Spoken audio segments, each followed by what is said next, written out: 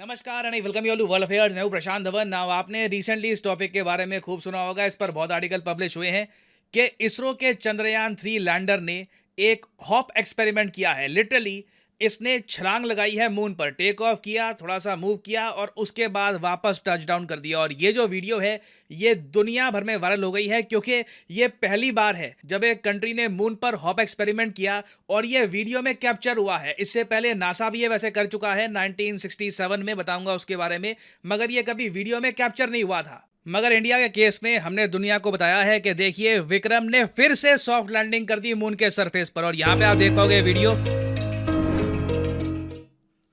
Amazing video all together. ये पहली बार हम देख रहे हैं ना। ये इस वक्त विक्रम लैंडर का जो कैमरा है ना, ये हम देख रहे हैं। ऑलराइट, कुछ लोग वैसे ये कह रहे थे कि प्रज्ञान रोवर जो विक्रम लैंडर से बाहर निकला है उसके कैमरे से अगर हम रिकॉर्ड कर पाते, बट प्रज्ञान रोवर अभी काफी दूर जा चुका है विक्रम लैंडर से, तो आई डोंट थिंक एक प्रॉपर वीडियो हमको दिखती भी। बट यहाँ पे आप देखोगे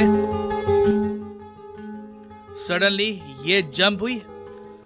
ऑब्वियसली मून पर बहुत सारी लूनर डस्ट आपको मिलेगी, डस्ट फैल गई जैसे ही टेक ऑफ हुआ और उसके बाद विक्रम लैंडर ने थोड़ा सा मूव करके वापस टचडाउन किया मून के सरफेस पर। ये और इसका रिएक्शन मैं देख रहा था। आज के समय नासा की बहुत सारी डीप स्पेस नेटवर्क की बिल्डिंग्स हैं यूरोप में, ऑस्ट्रेलिया में, तो मैं देख रहा था इनका रिएक्शन। कैनबेरा जो ऑस्ट्रेलिया में एक बहुत इंपॉर्टेंट शहर है, वहां पर नासा का जो डीप स्पेस नेटवर्क का एक स्टेशन है, ये लोग कह रहे हैं कि इसरो अब तो आप बस शो ऑफ कर रहे हो, अब तो आप तो ना बस दिखा रहे हो कि हम और क्या क्या कर सकते हैं एंड वी लव इट। ये नहीं कहा कि नेगेटिव तरीके से कि आप शो ऑफ कर रहे हो, ये कहा कि अब आप जो अकॉम्प्लिश करके दिखा रहे हो कि पहली बात तो जो आपका मिशन था ये आपने प्रॉपरली सक्सेसफुल कर दिया। जो भी चंद्रयान 3 के मेन ऑब्जेक्टिव थे, सेफ सॉफ्ट लैंडिंग करनी है मून के सरफेस पर, रोवर बाहर निकालना है, रोवर चलेगा मून के सरफेस पर, साइंटिफिक एक्सपेरिमेंट्स करने हैं, ये सब करके अब हम उन ऑब्जेक्टिव्स को एक्सीड कर रहे हैं और आगे जा रहे हैं। और इंडिया ने वो करके दिखाया है जो किसी कंट्री ने 50 साल से भी ऊपर हो गए, 50 साल से ऊपर नहीं किया।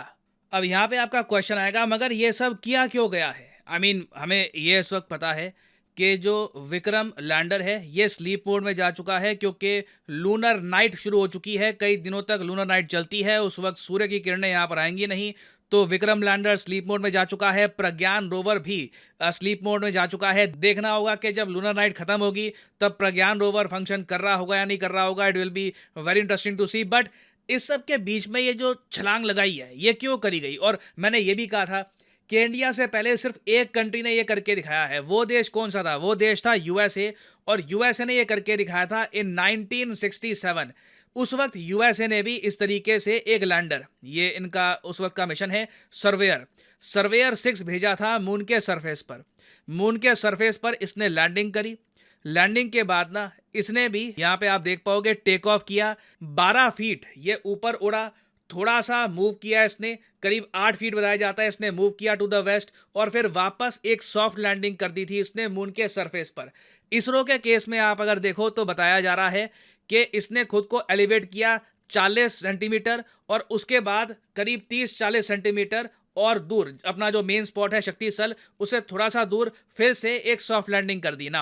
अब क्वेश्चन यहां पर यह आता है कि ये क्यों किया गया था? नासा ने भी उस वक्त ये क्यों किया था 1967 में, और हम भी ये क्यों कर रहे हैं ना? एक बार ये साल नोट करना, 1967। 1967 एक बहुत ही इंपॉर्टेंट साल था नासा के लिए क्योंकि 1969 में सिर्फ 2 साल के अंतराल में ये ह्यूमन बींग्स को मून के सरफेस पर भेजने वाले थे। मैं आपको बताऊंगा इसके बारे में। अपोलो मिशन के अंडर जो बस एल्ड्रिन, नील आर्मस्ट्रॉन्ग, इनको भेजा गया मून के सरफेस पर, और यूएसए का प्लान ये था कि ये लोग मून पर लैंडिंग करेंगे और सुरक्षित वापस धरती पे आएंगे। इनको वापस छोड़ नहीं देना, इनको वापस धरती पे भी लेके आना है। तो कहीं ना कहीं नासा को टेस्ट करना था कि मून पर लिफ्ट ऑफ के लिए कितनी ऊर्जा चाहिए होती है, मून पर लिफ्ट ऑफ कैसे होता है, आपको उसके बारे में कुछ डेटा चाहिए होता है। तो इसलिए नासा ने ये छोटा सा हॉप मिशन किया था और इसरो ने भी यहां पर यही किया है।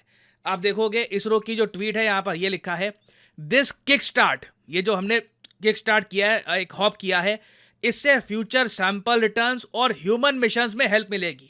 कल को मान लो हम एक सैंपल मिशन लॉन्च करते हैं, हम फिर से कोई बड़ी बात नहीं है, चंद्रयान 4, 5 इन द फ्यूचर एक बड़ा मिशन लॉन्च करते हैं। उसमें एक लैंडर है, ये मून पर लैंडिंग करेगा, मून के सरफेस पर कुछ ड्रिलिंग करेगा, कुछ पत्थर इकट्ठे करेगा और वापस अर्थ पर इसको वापस लेके आएगा।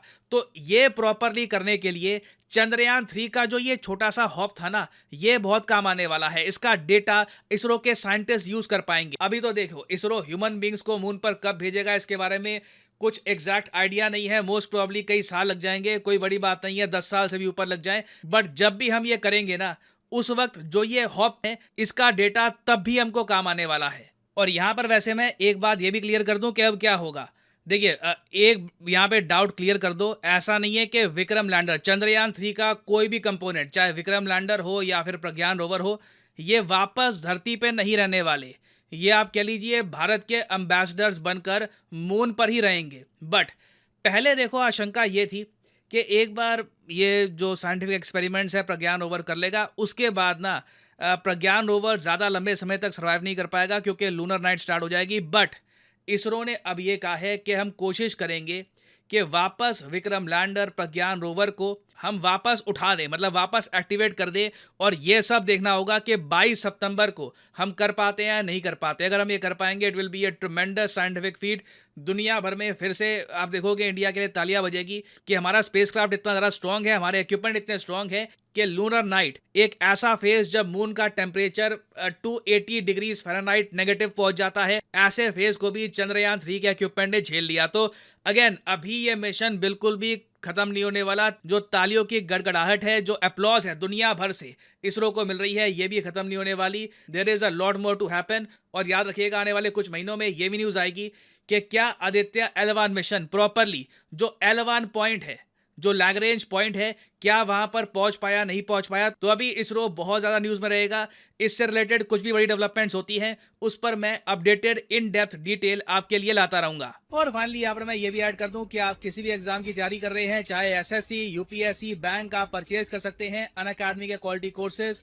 कमेंट सेक्शन में जाइए, पिन कमेंट में यहाँ पे आपको मिलेंगे link. For example, let's say आपको प्रिपेयर करना है यूपीएससी के एग्जाम के लिए, तो यूपीएससी के लिंक पर यहाँ पर करिए क्लिक और यहाँ पे आप परचेज कर पाएंगे अनअकैडमी का यूपीएससी कोर्स। बट जो प्राइसेस यहाँ पर लिखे हैं, don't ever pay these prices. Simply यहाँ पर कोड डालिए PD10 and the prices will start falling and you will be able to save a lot of money. So use the code PD10 and save money.